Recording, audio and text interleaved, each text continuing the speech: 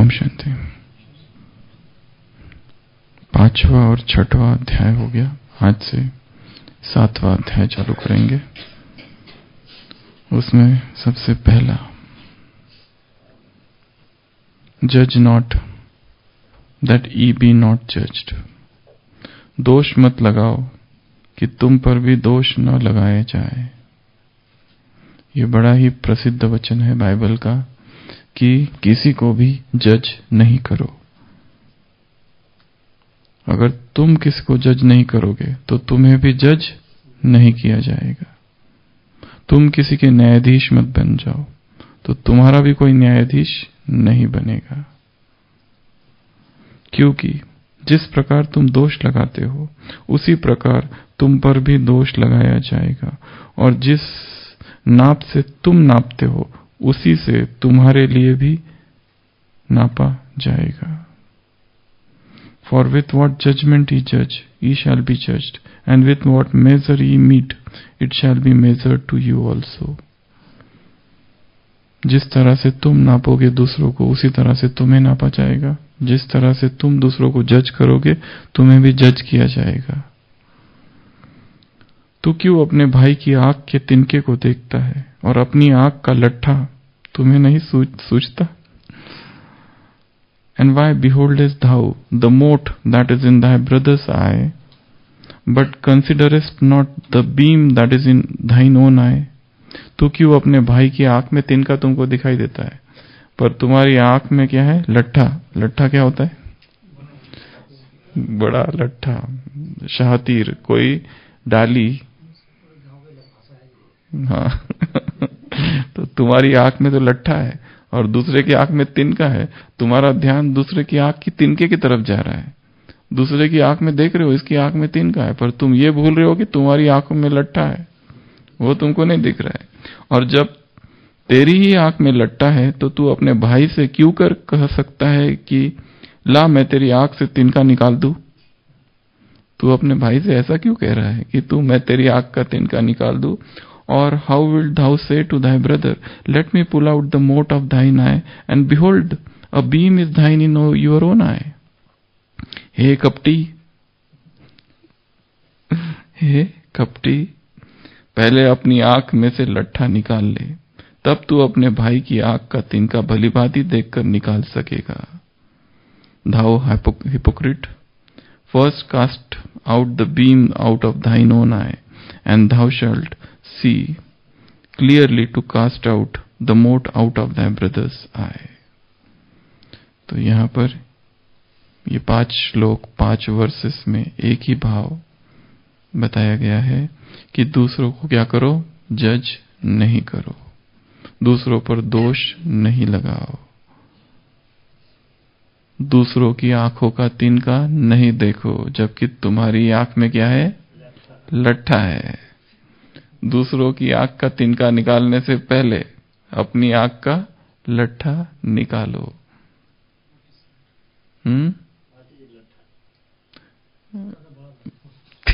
तिनका का बड़ा भाई लट्ठा मीन्स शाहतीर, लट्ठा means branch of a tree. एक है तिनका, तिनका इज ट्विग, तना। तना जो होता है ना उसको लट्ठा कहते हैं। तो तुम्हारी आंख में तो तना है और दूसरे के आंख में तिनका मात्र है, ट्विग, एक बिल्कुल स्ट्रॉ। वो तुमको दिखाई देता है, अपना तुमको दिखाई नहीं देता।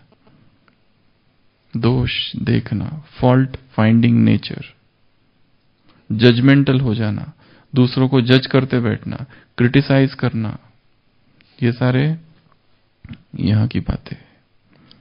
जैसे एक पति पत्नी घर पहुंचते और घर पहुंचते ही देखते हैं घर में चोरी हो गई। तो सबसे पहले पत्नी कहती है मैंने पहले ही बोला था, तुम ध्यान ही नहीं रखते घर का, तुमको दरवाजा ठीक से लॉक करना चाहिए था। फिर दूसरा पड़ोसी आता है, वो कहता है दोष सारा तुमने खिड़की ठीक से लॉक नहीं की होगी। फिर तीसरा आता है, वो कहता है मैंने पहले ही कहा था डबल लॉक लगाओ, तुमने लगाया नहीं। अगला बोलता है मुझे पता था तुम्हारा लॉक ठीक नहीं है, उसको रिपेयर तुमको करना चाहिए था। तो वो पति कहता है क्या सारा दोष मेरा ही है? उस चोर का भी तो कुछ दोष है कि नहीं? Is he totally innocent? क्या सब मेरी ही वजह से हुआ है? क्या चोर का कोई भी दोष नहीं है? तो हमारा स्वभाव जजमेंटल है। जजमेंटल अर्थात दूसरों को जज करना, दूसरों को ये बता देना कि तुम किस तरह से गलत थे, दूसरों को ये सिद्ध करके समझा देना कि ये तुम्हारी ही गलती है, तुम्हारी वजह से ये हुआ है। जजमेंटल।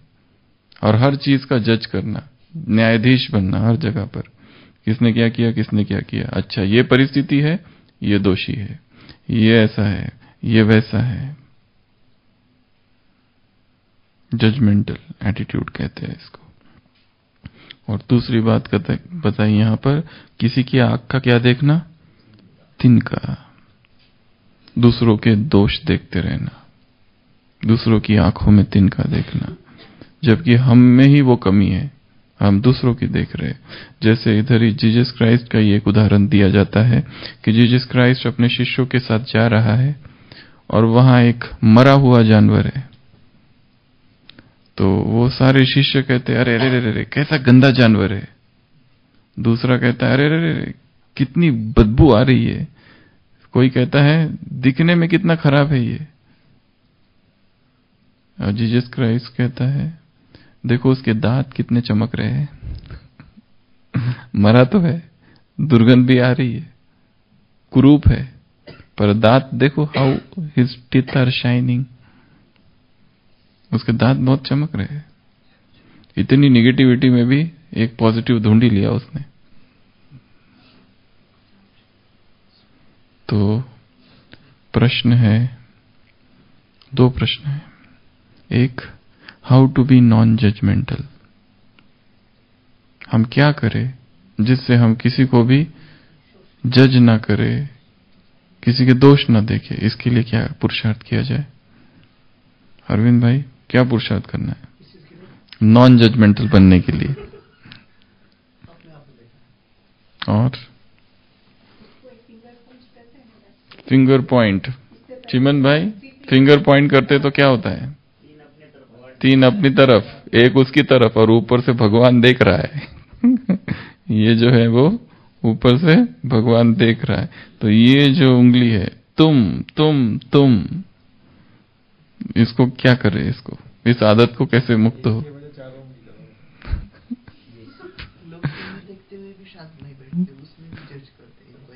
हाँ, जज करना।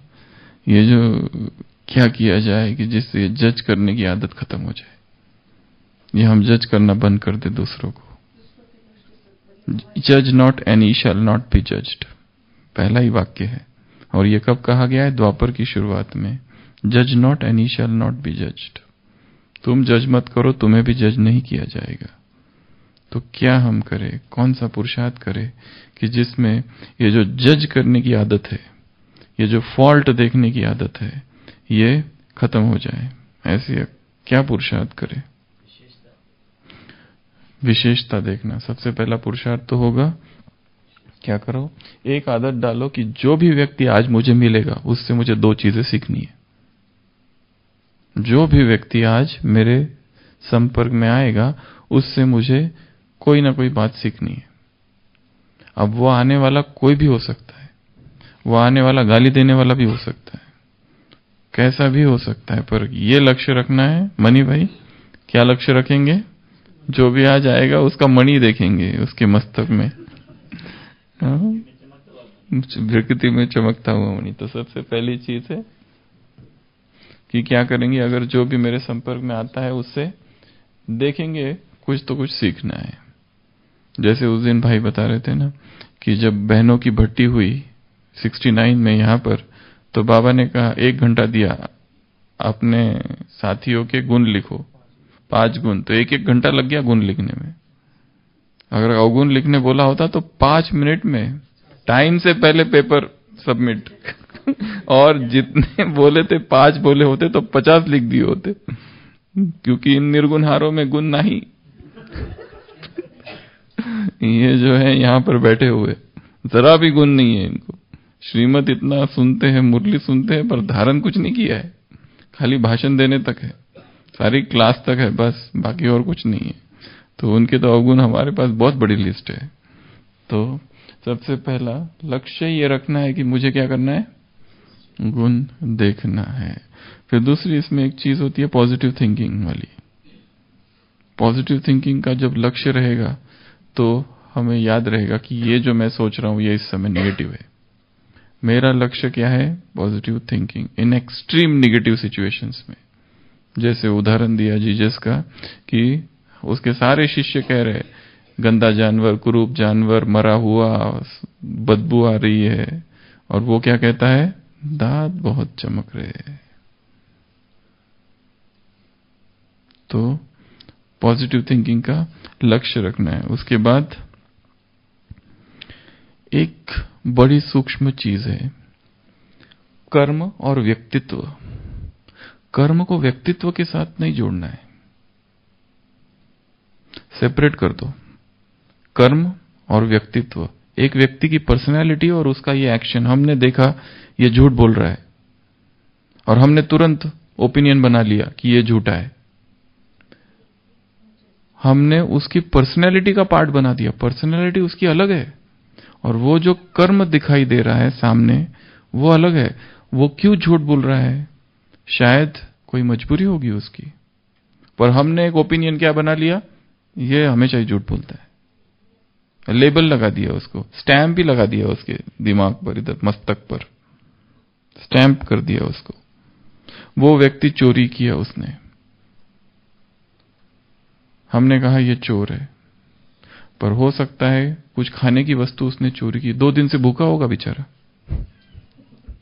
और हमने क्या कर दिया, कर्म और व्यक्तित्व को जोड़ दिया। तो इसको अलग करना है, कर्म अलग है, व्यक्तित्व अलग है। हो सकता है अंदर वो कोशिश कर रहा है बहुत पवित्रता की, पवित्र रहूं, पर बाहर से फिर भी नहीं हो रहा है उससे, तो हम ये नहीं कह सकते कि अपवित्र है। एक व्यक्ति है जो सोचता है, वो कोशिश कर रहा है कि मुझे शराब नहीं पीनी है, पर हर बार 10 दिन में हमको दिखता है वो शराब पीता है, 10 दिन ठीक रहता है, 10 दिन में फिर पी लेता है, तो हम उसके प्रति घृणा से भर जाते हैं कि इतना समझाने के बाद भी समझता नहीं है। तो घृणा चाहिए यहां पर, क्योंकि हम उसके कर्म को व्यक्तित्व के साथ जोड़ रहे हैं, उसकी पर्सनैलिटी कुछ और है। कोई एक दूसरा व्यक्ति है जो अंदर से सोचता है मुझे अचल अडोल रहना है, पर परिस्थितियां ऐसी आ जाती है कि वो हिल जाता है। हम केवल उसकी बाहर की हलचल देख रहे हैं, उसके अंदर की हलचल को हम नहीं देख पा रहे। उसकी अंदर की इच्छा है कि मैं अचल अडोल रहूं, और हमको दिख रहा है बाहर की हलचल। तो actions and personality, separate actions from personality. बाबा यही करता है, वो कर्म को नहीं देखता है, पर्सनैलिटी को देखता है, ओरिजिनल संस्कार को देखता है। और हमारा दोष क्या है, हम एक्शंस को पर्सनैलिटी के साथ जोड़ देते हैं, व्यक्तित्व के साथ। ये बड़ी सूक्ष्म बात है, इसको समझना है। जो व्यक्ति जो कर रहा है वो केवल सतही है, बाहर का है, अंदर उसके कुछ और चालू है।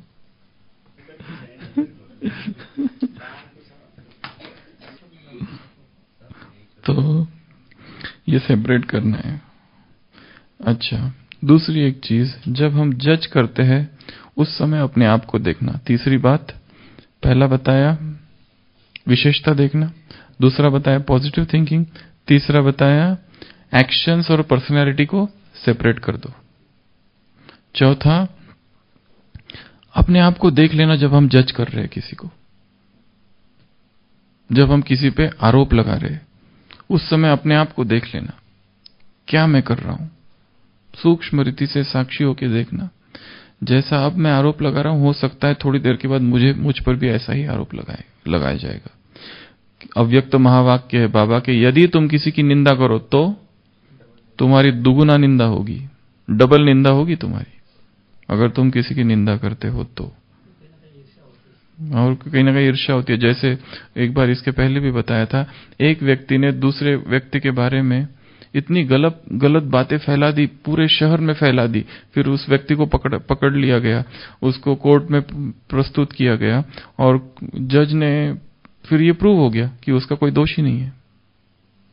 और ये जो व्यक्ति था जिसने उसके बारे में पूरा शहर भर फैला दिया, जज उसको कहता है अब तुमको एक काम करना है, ये लो पंख होते हैं ना, पंख, बहुत सारे पंख उसको देता है और कहता है जाते जाते पूरा बिखेर देना शहर में। पंख के पीसेस देता है उसको, पूरे शहर में बिखेर देना और दूसरे दिन इधर आना वापस। तो जज उसको बुलाता है दूसरे दिन और उसको कहता है अब जाके वो सारे पंख जो तुमने बिखेरे थे ना सब लेके आओ। वो बता it is next to impossible, अब कैसे लाऊं, कहां चले गए वो? ये भी तो तुमने ऐसा ही किया, किसी के बारे में तुमको पता नहीं और उसके बारे में गलत बात तुमने पूरे शहर भर फैला दी। अब उसको ठीक कर सकते हो क्या? किस किस को जाके बताओगे कि नहीं मैंने जो बताया था वो गलत था, ऐसा नहीं है? लोग तो तुम ना बोलने के बाद भी मानेंगे, ऐसा ही है। तो किसी के बारे में जब हमको पता ही नहीं कुछ, हम कौन होते उसके विषय में गलत बातें फैलाने वाले, उसके विषय में गलत प्रचार प्रसार करने वाले? हमें क्या अधिकार है? हम कितना जानते हैं दूसरे को? पहला ये प्रश्न है। हम जो देख रहे हैं आंखों से वैसा होता नहीं है, कुछ और ही होता है। जैसे एक महात्मा साधु योगी सुबह सुबह समुद्र तट पर 5 बजे वॉकिंग करने जाता है, तो देखता है एक स्त्री और जिसकी गोद में एक पुरुष सिर रख के सोया है और वहां दारू की एक बोतल रखी है। वो कहता है अरे रे घोर कलयुग, अमृत वेले का समय, यहां भजन कीर्तन का समय है और देखो मनुष्य क्या कर रहे हैं। एक स्त्री है जिसके गोदी में एक पुरुष अपना सिर रखे है और वहां दारू की बोतल है। तो वो कहता है अरे पूरा जजमेंट बना लेता है कैसे कैसे ये संत कलयुग का हाल हो रहा है। पर जब उसे सत्य पता चलता है वो कुछ और ही होता है। वो पुरुष एक मछुआरा होता है जो रात को निकला होता है घर से, पूरी रात मछली पकड़ता है, कुछ भी मिलता नहीं, सुबह सुबह थक जाता है। तो उसकी माँ उसको देखने आती है, क्या हुआ बेटा अभी तक आया क्यों नहीं? और घर में कुछ भी रहता नहीं है लेने के लिए। तो वो दारू की जो बोतल है उसमें पानी भर के लाती है अपने बेटे के लिए। तो वो इतना थका हुआ होता है कि उसकी गोदी में सिर रख के सो जाता है और वो बोतल वहां पर पानी पी के छोड़ देता है। और ये अपना साधु अपने रिलीजियस धार्मिक क्या कहेंगे पूरे अपने कंक्लूजन अनुमान बना लेता है कि ये ऐसा ही होगा, धर्म के हिसाब से महाग्लानि हो रही है। बाकी वास्तविकता कुछ और ही थी, पर उसने पूरा जज कर लिया और सारे दोष मढ़ दिए उन दोनों के सिर पर। तो जो हमको दिखाई दे रहा है शायद वास्तविकता वैसी नहीं है, कुछ और है। और जब हमको पता ही नहीं क्या है वास्तविकता तो बोलना ही नहीं है। तो अपने आप को देख लेना। फिर दूसरी बात है अगली 5th पॉइंट, अपने आप को दूसरे की जगह पर रखना और देखना क्या है। Put your self in somebody else's shoes. मतलब यदि मैं उसकी जगह होता तो क्या करता, अगर इस परिस्थिति में मैं होता तो मैं क्या करता। यह भी एक बहुत अच्छा अभ्यास है। बजाय इसके कि दूसरों को दोष दो, इसने ऐसा क्यों किया, तुम उसकी जगह होते तो तुम क्या करते? तुम भी ऐसा नहीं करते। तो हम किस आधार से किसी को दोषी ठहरा रहे? और व्यक्ति जो कर रहा है, जो कहा पर्सनैलिटी और एक्शंस को सेपरेट कर लो, शायद उस समय कोई विवशता है उसकी, कोई परवश है वो उस समय, इसलिए वो ऐसा कर रहा है। हम ये नहीं कह सकते कि उसने ऐसा नहीं करना चाहिए था। नहीं करना चाहिए तो वो तो उसको भी पता है, पर वो विवश है उस समय। किसको पता नहीं है इस ब्राह्मण जीवन में सदा सुखी रहना है? सबको पता है, फिर भी दुखी तो कितना है। किसको पता नहीं अमृत वेला बहुत पावरफुल होना चाहिए? किसको पता नहीं नुमा शाम का योग करना ही करना है? किसको पता नहीं कि चार्ट लिखना ही लिखना है? किसको पता नहीं कंप्लीट प्यूरिटी चाहिए? सबको पता है, पर फिर भी हो नहीं रहा है। तो क्या उनके प्रति घृणा भाव रखे? क्या भगवान घृणा भाव रखता है? मैं इतना सिखाने के बाद भी ऐसा करते हैं? नहीं रखता है। दूसरों की जगह पर स्वयं को रखना। किसी दूसरे के जूते खुद पहनकर देखना क्या होता है। और एक चीज, उसमें और मुझ में समानता क्या क्या है ये देखना। जिसके हम दोष देख रहे हैं उसका ये भी देखना कि उसमें और मुझ में कुछ तो सिमिलर बातें हैं। वो कौन सी बातें हैं? ऐसी कुछ तो होगी कि हम दोनों में बिल्कुल सेम है।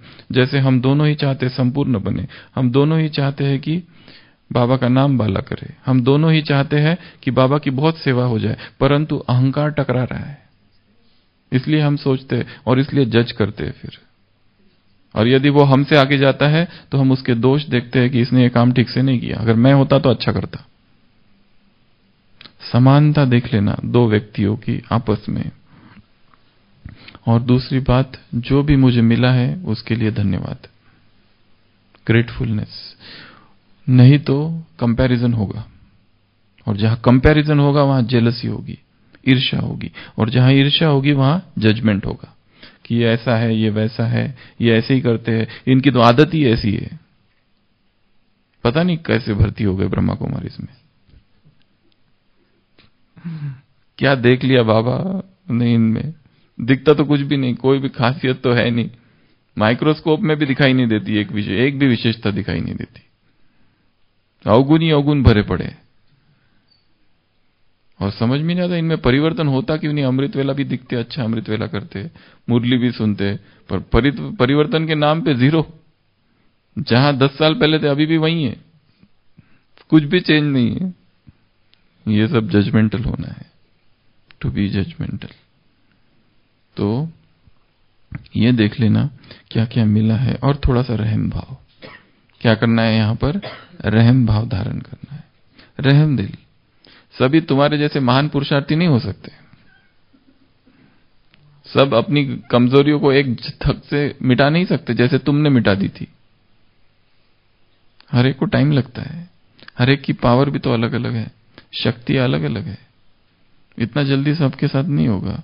हर एक के कार्मिक अकाउंट अलग है, तुम्हारे जैसे नहीं कि धक से हो गए तो उसके भी हो जाएंगे। तो ऐसी बहुत सी बातें हैं जो कि